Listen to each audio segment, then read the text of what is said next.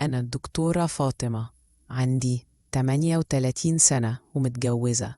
جوزي اللي عنده 42 سنة مدير عام مجموعة شركات كبيرة، ودايما بيرجع من الشغل متأخر قوي، تقريبا الساعة 1 بالليل. بناتي الاتنين بيدرسوا برا مصر وعايشين مع خالتهم، ما بينزلوش مصر غير في الإجازات. من حوالي سنة اشترينا فيلا جديدة في مدينة معروفة في الجيزة. بقيت طول اليوم قاعدة لوحدي بحكم إن جوزي شغله بياخده، فمحدش عايش معايا في الفيلا غير أنا وهو. مع الوقت حسيت إننا محتاجين بواب يهتم بأعمال النظافة والزرع حوالين الفيلا ويجيب لنا أي طلبات. كلمت جوزي في الموضوع ده، وفي الأول كان رافض تماما. قال لي مش عايزين حد غريب يدخل بيتنا. قلت له ليه بس؟ بص على كل الفيلل اللي حوالينا، مفيش فيلا تقريبا من غير بواب. سكت شوية وبعدين قال لي طيب سيبيني أفكر كده وارد عليكي. نزل شغله ولما رجع سألته ها فكرت فين؟ ايه؟ قال لي ماشي مفيش مشكلة، بس مش هنختار أول واحد يجي، لازم نشوف كذا حد. نزلنا إعلان على فيسبوك بندور على بواب لفيلا في المكان الفلاني.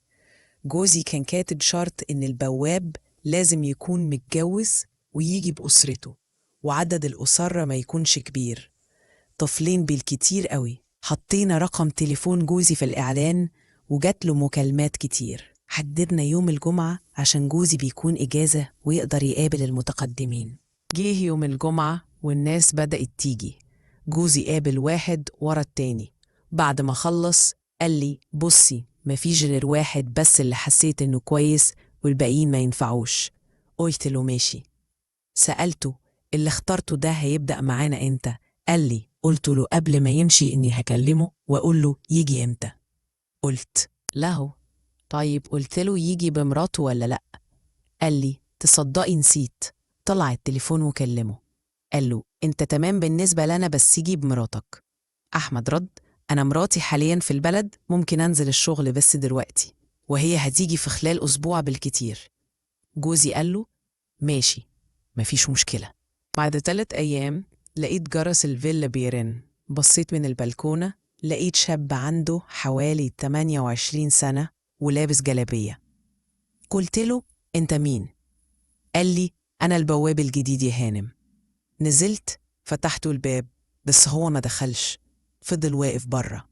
قلت له ادخل، واقف ليه؟ قال لي تسلمي لي يا هانم، ودخل. سألته اسمك ايه؟ أنا أحمد. قلت له عندك كام سنة؟ قلت له معاك شهادة يا أحمد؟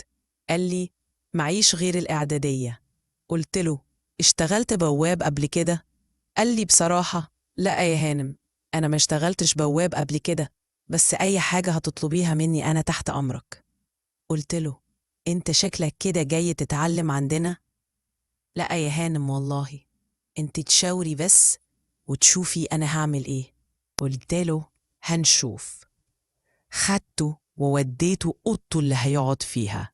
قلت له دي أوضتك وفي جرس هنا هنركبه، هيكون قريب منك بحيث لو احتاجنا حاجة نرن الجرس عليك وتيجي بسرعة. قال لي تمام يا هانم.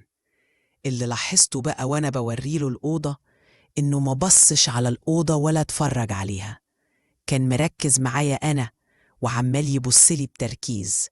قلت عادي يمكن بيستنى أو بيسمعني. قلت له هسيبك تظبط الأوضة بتاعتك، ولما تخلص تبقى جاهز للشغل اطلع لي فوق عشان أقول لك الشغل اليومي بتاعك المطلوب. قال لي حاضر. بعد حوالي ساعة سمعت صوت الباب بيخبط، باب الشقة اللي أنا فيها. كنت وقتها باخد شاور وقربت أخلص، هو عمال يرن الجرس كتير ومش مبطل. لبست الروب وخرجت فتحت له. قلت له ايه رنيت مرة واتنين ومحدش. فتح خلاص، لقيته متنشى وفاتح بقه وعينيه عليا كأنه أول مرة في حياته يشوف واحدة، مع إني مفيش أي حاجة فيا كانت باينة ولا حتى شعري لأني كنت لافة فوطة على راسي. لما لقيته متنحى كده قلت له انت سامعني؟ قال لي سمعك طبعا، أنا آسف، طب أنا هنزل واجي وقت تاني، قلت له لا استنى، ادخل وانا هلبس واجيلك. قال لي ماشي يا هانم. دخل وقعد في الصالون، وانا دخلت اوضتي وقفلت الباب وقلعت الروب وبدأت اطلع اللبس بتاعي. طبعا الدنيا كانت فاضية وهس، وفجأة سمعت صوت حركة وخرش عند باب الأوضة من بره. بصيت ناحية الباب، حسيت بخبط ورا الباب كده، وكمان فتحة المفتاح اللي دايما بتبقى منورة لقيتها غامقة كده ومظلمة. شكيت إني بيبص عليا. لبست بسرعة ورحت ناحية الباب. لقيت خيال ماشي بسرعة، وسمعت صوت دبدبة رجل حد بيجري بسرعة. فتحت الباب لقيته قاعد مكانه. مرضتش أقول له إني شكيت فيه. قلت له معلش اتأخرت عليك شوية. قال لي خدي راحتك يا هانم. دخلت وفضلت مركزة تاني عشان أسمع لو في أي حاجة ناحية الباب، بس ما لقيتش أي حاجة حصلت تاني. قلت يمكن كان بيتهيألي وأنا ظلمته. لبست هدومي وخرجت له، كانت الساعة 12 الظهر تقريبا. قلت له ظبطت الأوضة بتاعتك؟ قال لي الحمد لله.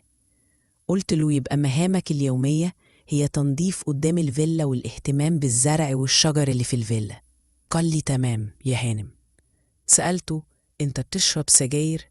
لأني بيني وبينكم ما بحبش اللي بيشرب سجاير خالص. قال لي لا الحمد لله مش بشرب. قلت له كويس، خلاص دلوقتي تنزل وتبدأ شغلك. نزل وانا دماغي عمالة تفكر في اللي حصل ده. هل كان حقيقي ولا لأ؟ هل فعلا كان بيبص عليا ولا أنا كان بيتهيألي؟ بصراحة مش عارفة. وقلت لنفسي عموما الأيام هتثبت ليا وهيبان. دخلت أنام شوية. كانت الساعة 5. لقيت جوزي بيتصل بيا. ايه الأخبار؟ أخبار البواب الجديد ايه؟ هو جه؟ قلت له جه. قال لي عامل ايه؟ أسلوبه كويس؟ قلت له تمام.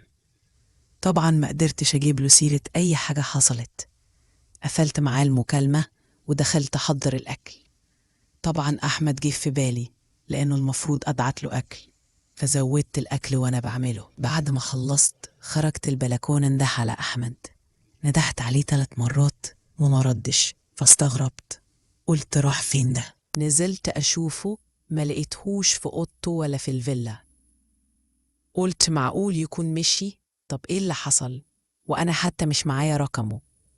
اتصلت بجوزي أقول له إنه مشي. ببص كده لقيت باب الفيلا سايبه مفتوح.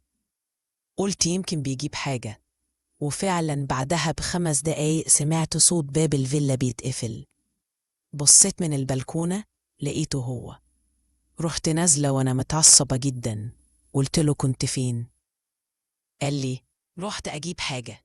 قلت له ما تتحركش وتسيب الفيلا لأي سبب إلا لما تعرفني، فاهم ولا لأ؟ قال لي حاضر يا هانم. طبعا أنا متضايقة جدا جدا وكنت منفعلة جدا. قلت له تعالى في أكل ليك. وأنا بكلمه بكل عصبية لفيت وطلعت من السلم وهو طالع ورايا. جيت وأنا طالعة من كتر عصبيتي ونفسيتي ما خدتش بالي من درجة السلم فوقعت، بس لحقت نفسي وسندت على إيده وهو كان ورايا. فجأة لقيته مسكني من إيدي وبيقوني وبيقول لي سلامتك يا هانم، على مهلك. قلت له خلاص أنا كويسة. وهو ماسك إيدي قال لي لأ، هطلعك وعلى أقل من مهلك. كان جنبي وفضل ماسك إيدي لحد ما طلعت حوالي 10 سلمات. قلت له خلاص يا أحمد يعني شكرا أنا كويسة. حسيته مش عايز يسيب إيدي. رحت شديتها كده وسحبتها وقلت له تعال خد الأكل. دخل ورايا المطبخ وشرب العصير وعطيته الأكل. قال لي تسلم إيدك يا هانم، ده كتير والله. قلت له لأ مش كتير ولا حاجة، كل ولو احتجت حاجة قول لي. راح واخد صينية الأكل ونزل. بعد ما نزل فضل